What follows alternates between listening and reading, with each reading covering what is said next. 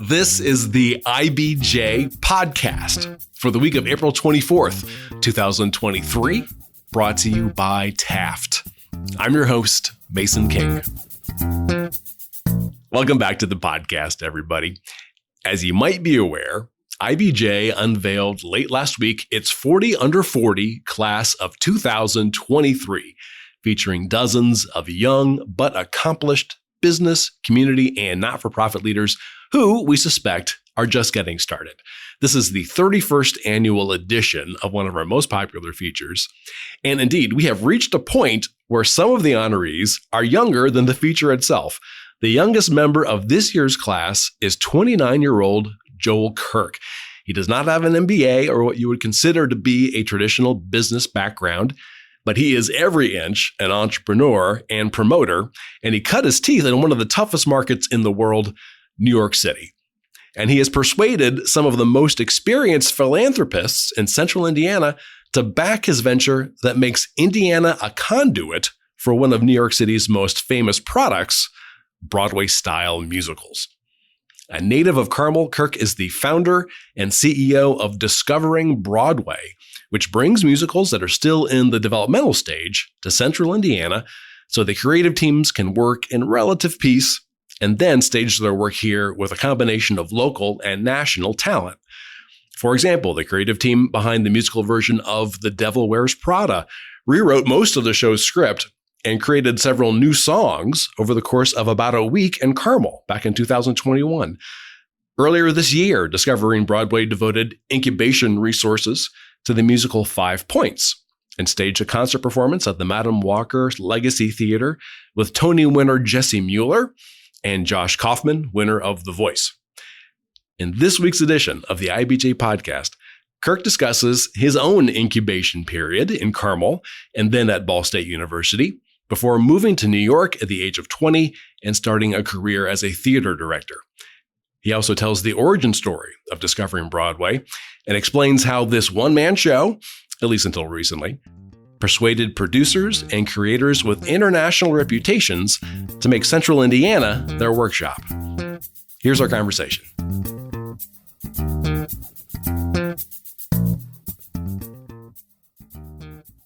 It's my pleasure to welcome to the podcast Joel Kirk, founder and CEO of Discovering Broadway and a member of IBJ's 40 under 40 class of 2023. Welcome to IBJ's headquarters. And thanks for making time today. Thank you. Glad to be here, Mason. I'll get right to it. When did you know you wanted to direct? Since I was 7 years old. My dad had one of those huge camcorders, and we would watch a bunch of movies. And one day I kind of stole the camera and put it on a tripod, lowered one of the legs, and said, let's make a short film about the world being slanted. So I rolled one of my brothers across the floor, and we threw a bunch of, balls and toys all in one direction. And watching it back, it looked like a magic trick. And I loved that idea of make-believe, of storytelling. And we didn't really know what we were doing. I mean, the next 5 short films I made were all clear, stolen ideas. Like I did a movie called Killer based on Psycho. We did Planet Wars based on Star Wars. They say in the beginning of art is imitation. It was pretty obvious with me what I was stealing from. But from an early age, and thank goodness my dad didn't mind that I was destroying his camera. But yeah, that's the other thing about having a big family. I'm one of 4 brothers. So I would just cast them and tell them what to do. And even my mom and dad, I was like, and you're going to be in this too. And then the neighborhood friends and all that. So, right. Yeah. So that was film, but what about theater? When did you get involved in theater? The first piece of theater I ever saw was my brother doing an understudy performance in Greece at Clay Middle School. And understudy? They have understudies in middle school? Yeah, so I know and what's great about that is they have 2 casts. So they have the understudy cast go on for a different audience. And then, Nice. So we were at intermission, and my parents, who I think had already seen it 2 nights in a row, were like, hey, if you want to come home with us, we're going to leave now. And I said, I think I want to stay. And so I in a very corny way say, I've never left the theater since. And it's kind of true, because the first time you see electric theater, you're like, this is fun. How do I become a part of this? And directing theater didn't come until the end of high school, when there were these opportunities. When you're a senior in high school, you can direct a 1-act. And so it's kind of let's see what you're made of, crossing your arms. And so you were at Carmel High School? Yeah, I went to Carmel High School. Again, didn't really get involved in the performing arts aspect until high school. And I was in drama class with Maggie Cassidy and Jim Peterson and Lamont Kuski, and then did show choir. And then I totally fell in love with theater. And then when it came to school, we really didn't have any options of where I was going to go to school. My dream was USC. And I remember my parents taking me out to dinner to kind of put me down in a way and be like, we're going to pay for the steak, but we can't afford USC.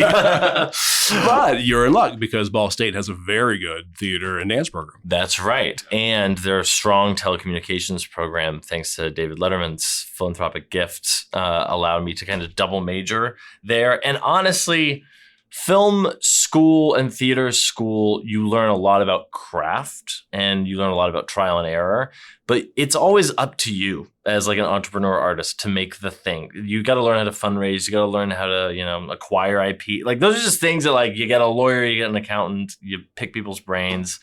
But you're right. It was let's see if Ball State's a thing. And I went and interviewed with Karen Kessler, who's the head of the theatrical directing program. First question she asked is what's your favorite story that's ever been told? And I was like, Lord of the Rings, the adaptation of these novels to film, the score, they're so cohesive, they're imaginative.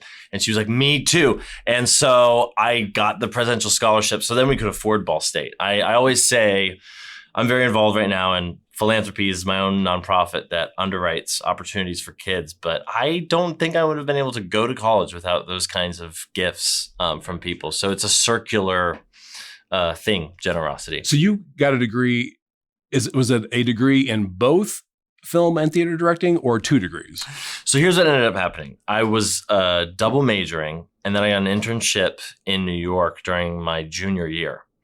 And during that 3-month period, I was going to see a new show that had just opened in 2015 called Hamilton. And I stayed after the show and introduced myself to the writers, not knowing, that Lin-Manuel Miranda was going to be a megastar and that Tommy Kail was going to be a rock star director. And I learned that if you go to a Broadway show and previews, you can meet everybody. So I then went to 10 shows and had to call up my chair and said, hey, I guess I have to drop one of these majors because I don't have time to finish it, but I would love to get the theater production degree. I also don't know how I can do that staying here. Can my professional credits cancel my pedagogical credits? So I ended up getting 1 degree and ended up moving to New York before I could drink, which was wild. I had no friends. I had to figure out, wait, 19, 20? 20, yeah, just about to turn 21. Wait, so you spent your senior year in New York? That's right. So you're in there, you're 20, 21, and what's the plan? Is to just get assisting directing credits? I wish I could tell you that I had a plan. I remember getting into college and thinking, I'll just figure it out. And I even sat down with my dad once and said, I don't know how people make a living doing this. And all my dad said was, if other people can do it, why can't you? And that's all I needed to hear. And I do say this to all the parents out there of people who want to go into arts, whatever that means. A balance of support and ignorance is perfect. Yeah.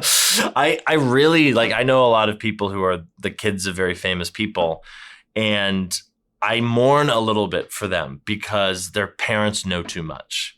And then they'll admit that there's new things like TikTok and having your own website and, creating your own content and now streaming platforms. And there'll probably be 20 more streaming platforms in the next 10 years. So we know what we know and then we don't know what we don't know. So for my parents to just be so supportive and submit to their own ignorance was the perfect ingredients for my own success. But to your point, I started asking a lot of questions when I got into college, and I said, how does someone make a living? How can I? So my plan was to assistant direct in Chicago, and I applied for internships. I remember I think it was my freshman year, got turned down by all of them. So then I hit up all the theaters in Indiana and said, I'm a director. I can help fundraise. I want to do Dial M for Murder, and I have a cast. And this small theater up in Carmel said, great, come do it. So it really taught me producing and the business of theater and recruiting. And most of producing is just a laptop and an iPhone. It's just connecting to people, managing the thing, and then making sure the art is as meaningful as possible for an audience, and that meaning turns into dollars. So yeah, after a while, I didn't even know that I wanted to move to New York, but Karen Kessler told me, intern where you think you want to live, which was so smart because I fell in love with New York immediately. I remember I don't think I've told anybody this. So the first day I was there, I was helping move out the person who was in the room that I was then subletting. And I was helping her dad and her. And I, once I was done with that and they loaded up the van, they left. I go up to this empty room and just kind of put my hands on my hips. And I'm like, what the hell have I done? I'm like, I have no idea how to get to my internship right now. I've never ridden the subway. Like this was a huge mistake. And then I took a deep breath, got online and just kind of figured it out. But it was pretty terrifying. But I do remember I have ADHD. I'm an extrovert. My mind tends to be scattered and all over the place. And that helps me in the creative world a lot. So I remember feeling like very seen when I first moved to New York. Here's a loud city. It's basically an ADHD city, right? It's extroverted. It's the lights of Times Square, the noise, the honking.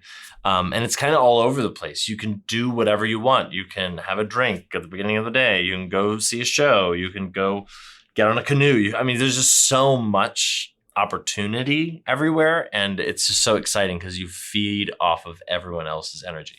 So you're there in the first few years. Real quick, what were you doing? The first couple of years, I was assisting as many people as possible because of my internship. My internship was at a wonderful organization called New Dramatists on 44th between 9th and 10th, which basically meant every year 7 playwrights would get the opportunity to incubate their plays there for 7 years.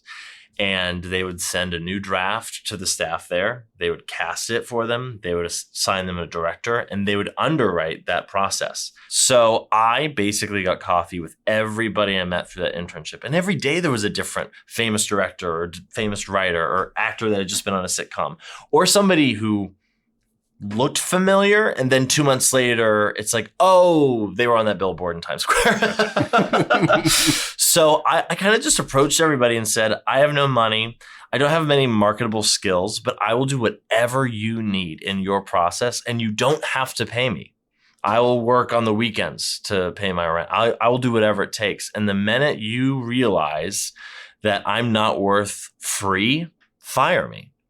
And that was an old Hal Prince concept. He worked for Gower Champion and he made him the exact same offer. So again, I obsess over the people who've come before and the shoulders I stand on and have stolen from them these really good insights. So one thing leads to another. I started assisting full time, getting paid to do that. I started learning how to produce. I raised money, made money on shows that would then, bring in more than they cost to put up. And I hit up Juilliard, NYU, Fordham, every school, Hunter College, and would assistant direct, would teach. I taught classes at FIT for their fashion design students who wanted to go into theater costuming. Just really trying to meet everybody and just see who all was out there. But what I didn't realize was that I was actually planting all of these creative seeds. And then 10 years later, I would see that person that I did costume design with be nominated for a Tony Award and then be like, hey, do you want to do the project I'm doing right now? We grew up together. We know each other. So the first 2 years were really about meet everybody, serve and learn, make no money. I think I made $24,000 my first year, and then like 30 the next, and then 35. And I was so happy. That's what's crazy is I was so happy because all I was doing was getting to do what I loved. So 2019, you do 2 things. You create Joel Kirk Productions and Discovering Broadway. Now let's talk about Discovering Broadway. Real quick, what is the origin story of Discovering Broadway? Was there like an original idea that turned into something else, or did you have this pretty well cooked in your head? It was an original idea that turned into something else. And I actually don't think I've ever gone on the record as telling this story. I realized that on the flight here this morning. Originally, I wanted to launch something called Midwest Arts Festival that I believed Central Indiana would be the best host in the Midwest for. And I was trying to connect theatrical arts, fine arts, and cinema. And I thought, we have Heartland International Film Festival. We have amazing fine arts galleries like the Harrison Center. We have the Palladium and the Hilbert. And I just thought, have people come from all over and bring the best. And let's kind of recapture the word Midwest, which some people kind of look down on, and be very proud of that. And be very proud of who we are and Midwest kindness and hospitality. Crossroads of America is our slogan. So it just felt like it made sense. The reality is, I had no real interest or business in doing all of that. It was about trying to make my passion for theatrical arts happen with all these other people that I loved. Like I loved Jeff Sparks, who founded Heartland Film Festival. I loved Joanna Taft, founder of the Harrison Center.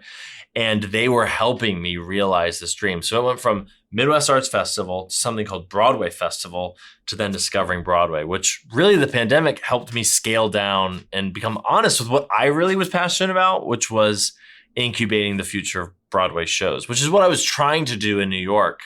But I hit a wall in 2019 where when you make a living as a director, a lot of the times you're actually not choosing the projects, they're choosing you. A couple times a year, you're choosing the projects, but for the most part, you're getting offers. And if you want to pay the rent, you're going to take a lot of them. The problem is when you're a young director and the New York Times gives you a review, if it's not good, your career kind of ends. And that's the same thing with writers. I've seen some amazing writers get just destroyed by critics. And I often wonder, I don't know if the critics understand the damage they're doing. I believe in criticism, actually. I also believe that opinions are not created equally. But there was a real fear there of saying, even if the show that I create is hated by critics and audiences, I want to do it my way. And I couldn't do that because the process for new work is dictated by so many different things. The unions, how you incubate shows, the nonprofits have the rights to produce them. And I kind of wanted an incubator unlike any other that had a test audience that reflected Broadway. I mean, 65 to 68% of the audiences are tourists. So it's not New Yorkers, but those are the people who give us feedback when we're developing the shows, right? So we're kind of in an echo chamber, not just politically or in our worldview, but in taste.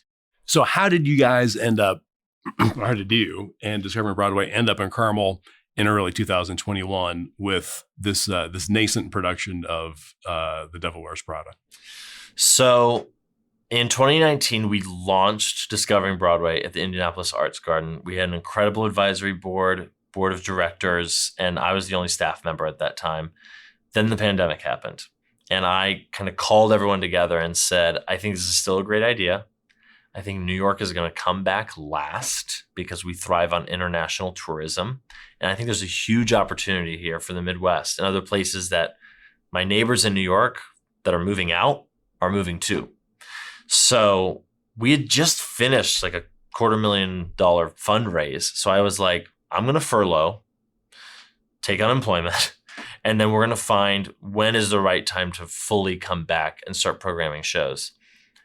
I think it was 17 days before we ended up doing the Devil Wears Prada concert that Kevin McCollum, an independent producer who produced Rent and Avenue Q, he's working on The Notebook, an amazing producer. In the Heights, he discovered Lin-Manuel Miranda.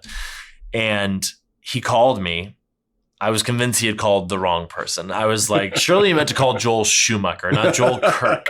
And he said, I need to put up the Devil Wears Prada writing team.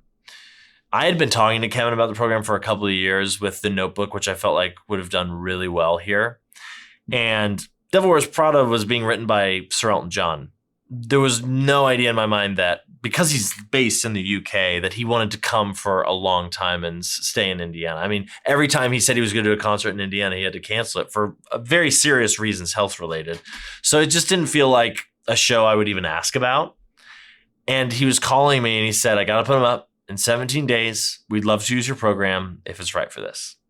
And I said, I have to ask my board technically, but you can get a soft yes now and I'll give you a firm yes, later. So called together the board and I said, it's going to cost us this.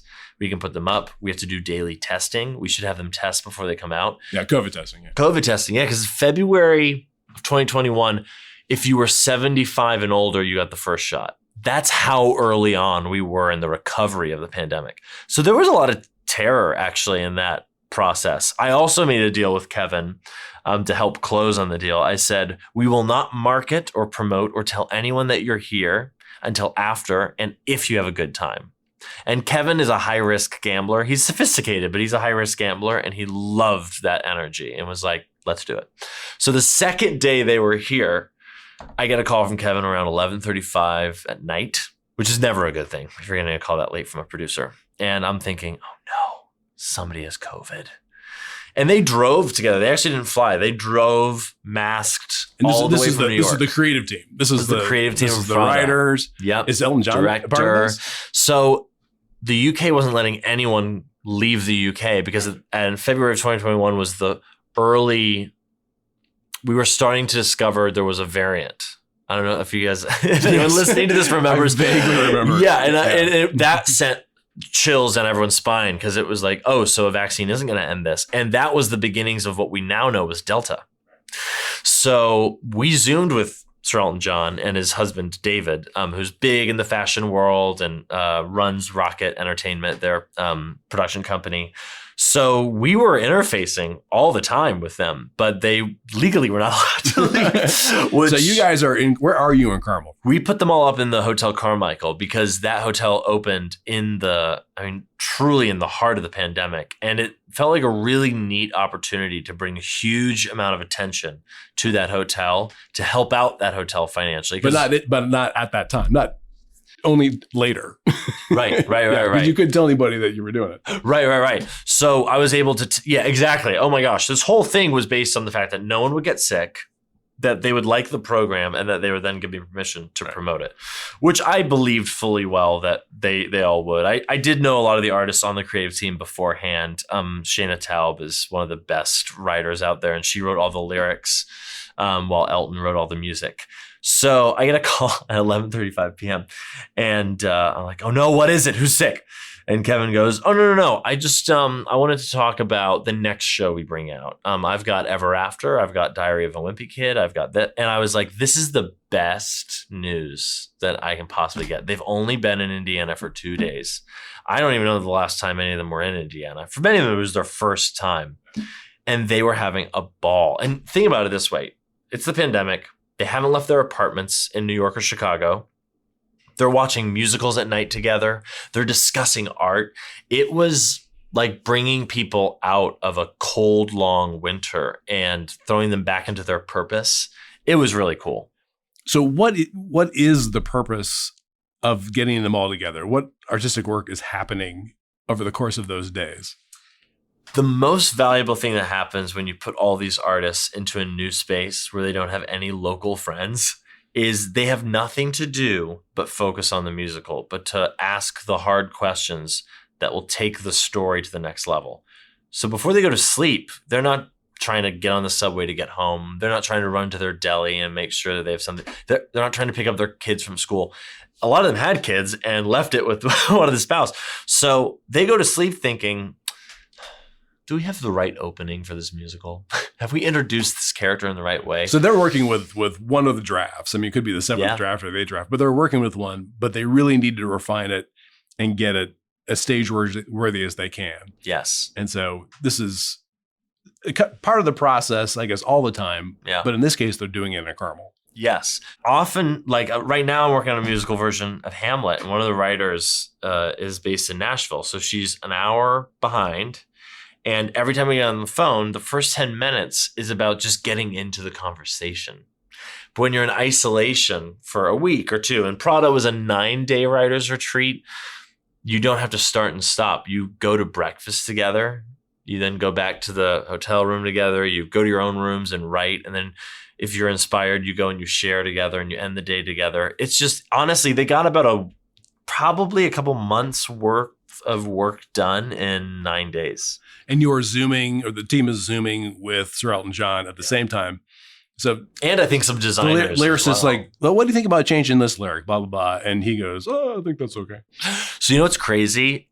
Elton John sits down, having not written the song, looks at the completed lyrics, has his whole band, and by the end of the day has the song. That's the amazing thing about that string of hit albums in the 70s is that is how they recorded it. Yes. So the huge catalog of hits, most of those songs were written in a day. And they had just brought on a new member to the creative team. So the whole team had not been together yet. And there was That's right. This was the first time that they all had been together. Yeah. And what a special way for them all to meet in the Hoosier state, in the hospitality state, where we take care of them and we make them feel welcome. And they felt that profoundly. I mean, again, 2 days in, Kevin was like, what's next? And we decided that that would be Ever After. Okay, let's take a quick break to hear from our sponsor. This is the IBJ Podcast. Taft, today's modern law firm. With more than 800 attorneys in 8 primary Midwest markets and the District of Columbia, we provide solutions to the business issues facing middle market and emerging companies alike. We do this through a highly collaborative and inclusive team approach. Taft, the modern law firm. To learn more, visit taftlaw.com. All right, we're back with this week's edition of the IBJ Podcast and our conversation with Joel Kirk of Discovering Broadway. What is in particular valuable about Carmel? I mean, could this have been done in Overland Park, Kansas? Could this have been done in Tulsa? Yeah. What was it simply your connection, or is there something in particular about Carmel that is conducive to this kind of activity? When I started Discovering Broadway, my claim was that Central Indiana was the best place for it, that it actually wouldn't work in Nashville. It wouldn't work in Idaho. It wouldn't work in California. It wouldn't even work in Manhattan. I stand by that claim. My belief is this. If I tried to do it in Nashville, the identity of Nashville is a singer-songwriter town. It's not that, oh, we birthed Broadway. Now, Indiana's identity is not that it births Broadway. However, Crossroads of America, hospitality state, a deep love for arts and culture. And because, frankly, I don't think we have enough arts funding, enough artists here, and enough culture here. And we will, and we're working on it, and we're making advances. There's such a profound appreciation for it when it is great here that's what makes that 68% of the Broadway audience, people who visit New York. They appreciate it. They love it. They support it. So I still claim that Central Indiana, Marion County, and Hamilton County are the best place for discovering Broadway. I don't want to downplay the role of the hotel. And of course, because of COVID, I've forgotten the name of the hotel already. Oh, so we've done labs in 2 hotels. Okay. One is the Hotel Carmichael, and the other is Bottleworks. I was right. Okay, so Hotel Carmichael, named after Hoagie Carmichael. So interestingly enough, the claim is that it's named after 2 people, Hoagie Carmichael and Michael Feinstein. Yeah. Oh, Michael. Yeah. So it was part of the partnership because yes. So underneath the hotel is a cabaret space. I think it's the 3rd location of Feinstein's Cabaret. The first was 54 Below in New York. The other is out in California. And so that was a partnership with the hotel. But the DNA of that place, especially, the public areas of the space, the common areas, is Broadway. Yes. Because, Feinstein's is right there. So that's what's funny. If you walk throughout the hotel, you see all of these old Broadway posters and the names of shows that maybe only ran a few months on Broadway. So when we brought the Devil Wears Prada team through the hotel, they were like, is this a set? And did you build it for us? Yeah. It's not the Comfort Inn. I mean, it really, right. That's a very good setting, I would think, and they would feel comfortable immediately. It's a very inspiring space. Chris Kukul, who's a dear friend, Broadway music director, he walked through the first time wearing his backpack. He turned to me and he's like, am I in Vegas? And I think that's what's special about hosting people in Indiana is, we drive up Meridian, we take them to Milktooth, they walk on the cultural trail, they see the canal, they go to Carmel, they go to Fishers, they go to Zionsville. We take them to all these fun spots and they have no preconceived notions of Indiana. It's like Idaho for me. I've never been, so I don't have any preconceived notions. So everything is a delightful surprise. But I do want to say the best thing about bringing people out here is for them to meet the people here. The people who love the arts. We do this event where our supporters get to meet the writers the first day they arrive. And because of that interface, the writers feel so loved on and supported that for the whole week or 2 weeks that they're here writing, they feel that energy underneath them as they write. And that transforms the process. Imagine you're in New York. No one cares that you're in New York. No one cares that you're there. If you left New York, most of the New Yorkers wouldn't know you left. if you come here and you're meeting all of these community leaders and heads of companies because they support the arts, that's a different story. And that creates a different process. So it was 9 days. And then what did they end up with after 9 days? So after 9 days, Kate Weatherhead had written an entirely new book, which for those who aren't familiar with musicals and how they come together, there's 3 roles when it comes to writing. Writing music, writing lyrics, and writing dialogue. We call that book writing. A lot of the times someone will write the book first and the songs will be identified out of the dialogue or a moment that feels like it could sing or should be sung. And Kate Weatherhead was brought on after the process had already begun. So she created a whole new book, which in this case, I think was 90 new pages of dialogue in 9 days. It's wild. But Kate Weatherhead's a comedic genius. She's a machine. And new songs were written, a new opening. I think something was cut as well. And, they're going through the show every day. So they're saying, does the first scene have enough conflict? Is our protagonist hitting enough walls? Do we know what she wants? Do we take that out of the opening number and put it over here? All of those exciting creative conversations are happening during these writers' retreats. That's amazing that they can create that much new content that they're happy with in 9 days. Yes. It's really, again, I love the title of our company, Discovering Broadway, because you're just here to make discoveries. And sometimes you completely flip a show only to discover that was the wrong decision. And that's an important thing for you to discover under someone else's protection in a safe environment than in front of the New York Times. Yeah, right. So the next show that was brought in just a few months later was Ever After. That's based on the Drew Barrymore's movie from 98, 97. Yeah, my mom's favorite movie. So I really did it for Mom. And the writers, Marcy Heisler and Zena Goldrich, you're going to love them. And you're going to look them up and you're going to spell it right.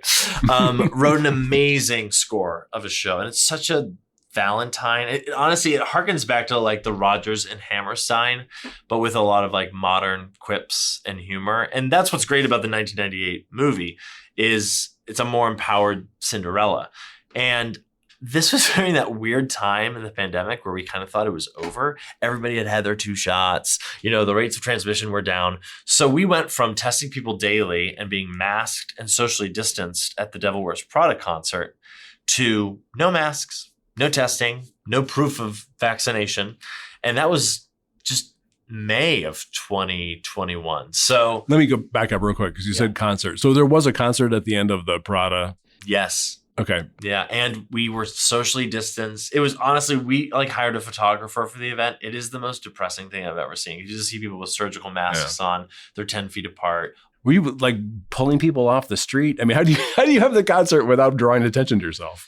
Yeah. So that's a really good question, actually. So in raising $250,000, I had built a network of friends and said, you are invited. You cannot tell people. You can bring your spouse or a +1. Please do not tell anyone. Please do not take photos. We had people take their phones and turn them off, very much like you would do at the Comedy Cellar in New York now. So it was a very small group, a select group, but that also felt like a homecoming in a way because everybody who had helped make the company exist was now finally seeing, after a year of a pandemic and a freeze, the fruits of their generosity. And if we look at Discovering Broadway like a business, what services are you providing? Yeah. And how much does it cost you to do that? It's a great question. Discovering Broadway's mission is to offer incubation resources to Broadway artists working on a Broadway-bound show so that local artists can be involved. We can create master classes with those artists while they're in town for local youth. And so Hoosier audiences participate in seeing a show before it goes to Broadway instead of after. It's all built around this idea of, honestly, tourism and promoting Indiana, economic development. I don't just want the audience for Devil Wears Prada to be people in Indiana. I want people who flock to Chicago to see the new Broadway hit being tried out to flock to Central Indiana. Again, we're a convention town. We host things all the time. Indy 500, it makes sense, right? We have the infrastructure for it. And the economics of that are, most of these writers' retreats tend to cost somewhere between $35,000 and $75,000. Now that we do bigger and bigger projects that accommodate and serve more artists and more musicians, and we're doing them in bigger venues that can serve more audience members, that cost is going from 35 to 75 to 75 to 125,000. Then we sell tickets to that event. And so one, the hope is that either absorbs the whole cost so that you break even. Then you have sponsors, then you have donors, you have grant money, foundation money. But the production team isn't paying you to host them? Correct. We actually are offering it to them as a charitable gift. Yes. Wow. And so in your organization, I mean, also you have donors, as you say. And they realize, well, we're helping to bring these guys in and create some art here in Indiana for a week. Yeah, it's one way to think about it is if we were a concert venue, we're hiring all of these artists, right? The irony is the authors don't make any money by coming. They actually lose money because they're not working in the way that you would immediately get money, right? So they still have to pay rent at home. They still have to pay for their expenses, and we're not giving them any kind of grant. What we are doing is we are accelerating the progress of their show, and we are hiring artists to bring it to life. So because they've written something that we think is precious and special and should go to Broadway, we want to empower and hire artists both locally and nationally. Okay, so you're hiring artists toward the end of the process to perform what they've done. Yeah. And it's often a hybrid between local artists and New York artists. Just as an example, the last show we did at the Madam Walker, a musical called 5 Points, half the cast were local actors like Josh Kaufman, David Owens, and the other half was, Jesse Mueller, who was a Grammy and a Tony and was in Waitress and Beautiful. And all the musicians were local. So they're members of the ISO when they're not doing a show, or members of the CSO. And again, just by existing, we want to strengthen local arts and culture by creating more opportunities. And you are still largely a one-man show. Are you basically still organizing the whole thing yourself? So for 95% of our existence, I've been a one-man show. And we got to a point where I begged the board to let me hire an assistant. And I think all of them said, I think we've been saying you could hire an assistant for a while. You're just also making sure that we have the finances in place, and you've been the stubborn one. And they were right. So one of the best decisions we made was in July of 2022, I brought on Robin Brown, who had just graduated out of IU school, Kelly School of Business, and she had no theater background, which made her perfect for the job because it meant every time we get on a call, we're not doing theater gossip, we're not doing industry knowledge.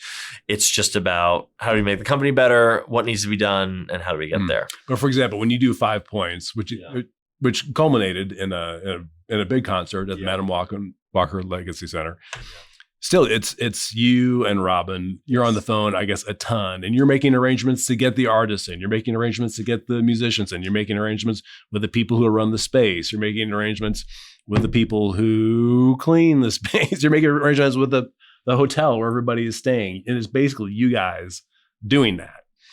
Mason, would you like to come to a board meeting? And yeah. Can I explain it? Yeah, no, it's funny. I wrote down the job description, and it was, run admin, fundraise, donor relations, sponsor relations, venue relations, contracts with artists, housing for artists, transportation for artists. And it goes on and on and on, right? We did 10 TV interviews that were all live for the show.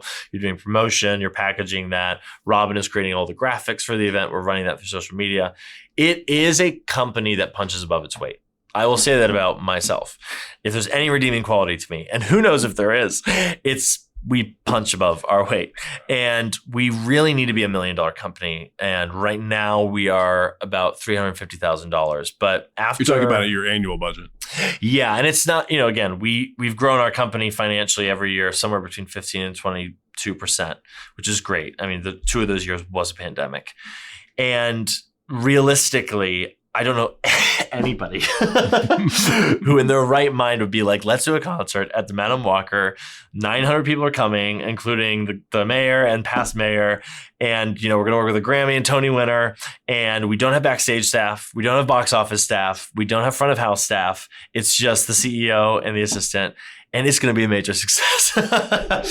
But, that's beginnings, right? That's how something begins. And if anything, I feel like we're coming to the close of the first phase of Discovering Broadway, that we now know what it's like to put on great art because we've hired great artists doing what they do best in 2 years of a pandemic and 1 year I think we can say post-pandemic, or at least post-masks in the theater. I think it's now been almost a year since Broadway lifted the mask mandate as an audience in the theater. So I'm excited to see what's next. But you're right, we're insane. And let me just make sure. Was that what you were getting at? That we're crazy? No, not yet. That's right. No, that's later when I make a judgment. You won't be here when I record that part. That's right. But again, the revenue sources are whatever production comes out of the creative process, sponsors, donors. Am I missing something? Yeah, so it's broken down by what you said, earned income. So any event earned income can be tickets and sponsors and donors or individual people underwriting certain aspects, in-kind donations. Then there is the philanthropic, which is grants, foundations, anything that we get from the state, federal. And then board members have contributions and our advisory board members have contributions. So that is a lot to keep track of. Yes, I think we have about 89 contributors in the past year. We just looked back and said, how many do we have compared to the year before? So it's steadily growing, which is wonderful. But yes, it's a lot of individual relationships with people who are very dear to us, who are making this vision happen. And one of the conversations we're having right now as we grow is, what do we think the most valuable thing Joel Kirk can be doing is? Is it all of it? And if it is, okay. Then how does the board support that? So can you tell us anything about what the next production here would be?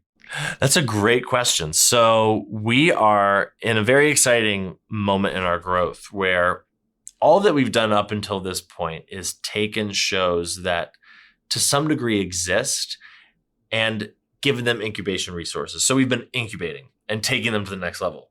What we've not done is start a show from ground zero.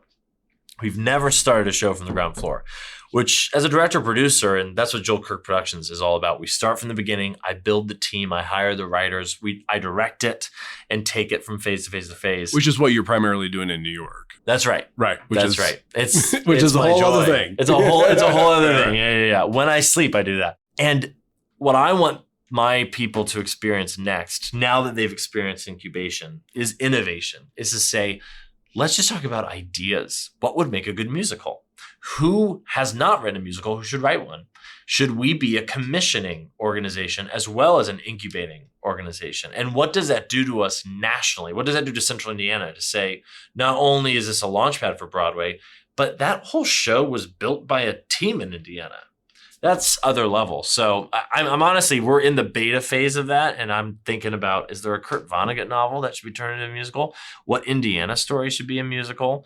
So sky's the limit if you're a commissioning entity. So I'm not actually answering your question, but I am telling you, we're in the early stages of saying, maybe we decide what that is. And that's a 2-year journey of getting to that next show. Well, you know, as is typical with people who come in for podcasts, there's so many different things that they're working on. We just can't cover all of them. Right. So I'm going to predict that maybe sometime in the next year or so, we're going to bring you back. That would be great. And we're going to have something completely new to talk about. So let's just cut it right here. Let's just end the scene. Let's do it. And I'll thank you for all your time. And I can't wait to find out what the next bid is.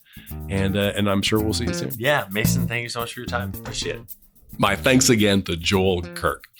As I mentioned at the beginning, he is a member of IBJ's 40 Under 40 class of 2023, and you can read all 40 profiles in the latest print edition of IBJ or online at ibj.com.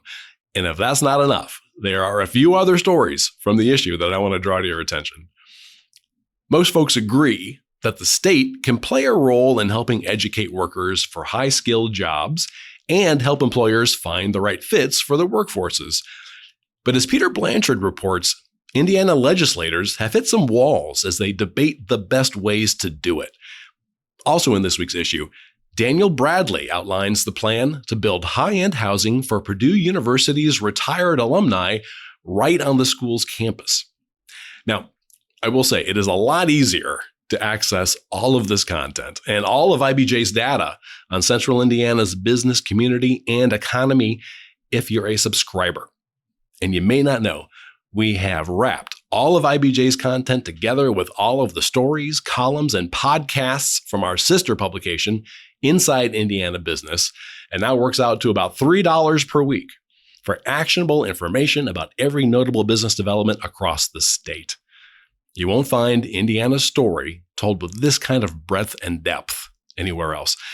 Just go to ibj.com and click on the subscribe button. And thanks again for making time this week for the IBJ podcast. I'm Mason King. Hang in there, everybody. Episode 250 is next week. We'll see you then.